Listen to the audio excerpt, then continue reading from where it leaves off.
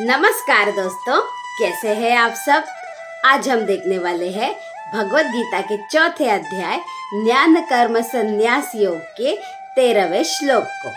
तो दोस्तों चलिए बढ़ते हैं इस श्लोक के उच्चारण की तरफ, फिर हम उसके अर्थ को देखेंगे। चातुर्वर्ण्यम मया सृष्टम गुण कर्म विभागशः तस्य कर्तारमपि मां विद्यकर्तारमव्ययम्। अब दोस्तों चलिए इसे ट्यून में कहते हैं। चातुर्वर्ण्यम मया सृष्टम गुण कर्म विभागशः तस्य कर्तारमपि मां विद्यकर्तारमव्ययम्। फिर से, चातुर्वर्ण्यम मया सृष्टम गुण कर्म विभागशः तस्य कर्तारमपि मां विद्यकर्तारमव्ययम्। दोस्तों इस श्लोक में भगवान श्री कृष्ण कह रहे हैं, चातुर्वर्ण्यम मया सृष्टम, 4 वर्णों में मेरे द्वारा इस सृष्टि को गुण कर्म विभागशः, गुण और कर्म के अनुसार विभाजित किया है। तस्य कर्तारमपि मां, इसके जनक को तुम मुझे मान लो। विद्यकर्तारमव्ययम्, फिर भी मैं अव्यय मतलब अविनाशी अजन्मा हूँ, इसीलिए मैं अकर्ता हूँ। कर्ता होते हुए भी मैं कर्ता नहीं हूँ। दोस्तों इस श्लोक में भगवान श्री कृष्ण ने हमें डायरेक्ट कहा है कि मेरे द्वारा ही इस सारे संसार के मानव जाति को 4 विभागों में मैंने ही डिवाइड किया है। लेकिन वो कैसे डिवाइड किया है? गुण और कर्म के अनुसार।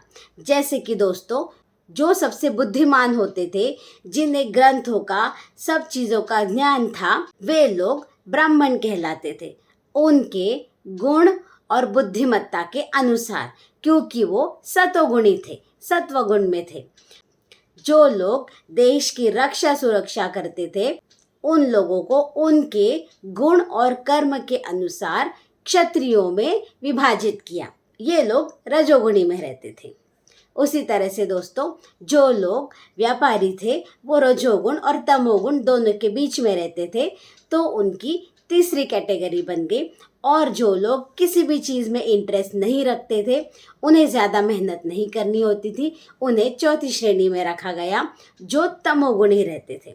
तो दोस्तों ये सारे विभाजन जो भी थे वो हमारे गुण और कर्मों के अनुसार थे। यह नहीं था कि यदि आप इस परिवार में जन्मे हैं तो फिर आपका यही वर्ण होगा, ऐसा नहीं था। आपको आपकी गुणवत्ता के अनुसार उस वर्ण में, उस वर्ग में रखा जाता था। तो दोस्तों यह बात जब डायरेक्ट भगवान श्री कृष्ण के द्वारा भगवत गीता से आई हुई है, तो फिर हम इस कास्ट सिस्टम को ब्लेम नहीं कर सकते। यह कास्ट सिस्टम तो बाद में जन्मतः रिजिड हो गई कि जो भी उस परिवार में जन्मा है वो ब्राह्मण हो गया, और जो भी निचले परिवार में जन्मा है, भले ही वो बुद्धिमान हो, वो निचले वर्ग का ही हो गया। ऐसा तो दोस्तों हम सब ने बाद में किया है। हम किसी और को या फिर मनुस्मृति को या फिर किसी ग्रंथ को ऐसे ब्लेम नहीं कर सकते। इसीलिए दोस्तों किसी भी इन्फॉर्मेशन को जानने के पहले हमें उसको ठीक तरह से समझना भी उतना ही ज़रूरी है कि इस नॉलेज में कहीं कोई सत्यता है भी कि नहीं। यहाँ पर दोस्तों भगवान डायरेक्ट कह रहे हैं, जन्म से नहीं कर्म से तुम्हारा वर्ग बनता है। यदि कोई ब्राह्मण हो दोस्तों और वह मांस भक्षण करता हो, तो फिर उसे तो हम ब्राह्मण नहीं कह सकते। इसीलिए दोस्तों भगवत गीता को हमें पढ़ना चाहिए, हमारे ग्रंथों को हमें जानने की और सही तरीके से समझने की कोशिश करनी चाहिए। भगवत गीता को रोज़ पढ़िए, मेरे वीडियोस को रोज़ देखिए, अपने दोस्तों को रेकमेंड भी कीजिए और मेरे वीडियोस को लाइक कीजिए, मेरे चैनल को सब्सक्राइब कीजिए। भगवत गीता को हम सबको सिखाने की पूरी कोशिश ज़रूर करेंगे। इन सब में दोस्तों आपके सपोर्ट की मुझे बहुत ज़रूरत है। आप लोग भी अपने आसपास के लोगों को भगवत गीता में रुचि आए ऐसा कुछ करने की कोशिश कीजिए। तो दोस्तों यहाँ तक देखने के लिए और मुझे सपोर्ट करने के लिए धन्यवाद। Thank you for watching till the end.